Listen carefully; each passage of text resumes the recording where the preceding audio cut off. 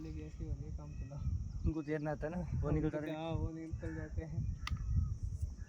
तो समुद्र का नहीं है। वहाँ बोटिंग थोड़ा दूर दूर जाना पड़ता है, बीच के साइड में होंजल वगैरह वहाँ बोटिंग हमारे साइड नहीं होती। और खान भी खाते कैमरा बढ़िया है रे। ठीक है इधर होंजल से खाते हुए ये राजपूत लोग का कैंप होता है, पानी में गिरा हाँ है ना। वो सरदार सर स्टेचू सो गोसे डैम तो भरे हो सर हो तो अतनो भरे हो छोड़ तक 20 तक डैम बंद हुए, और पानी कम है। हाँ बार तो बहुत कम है।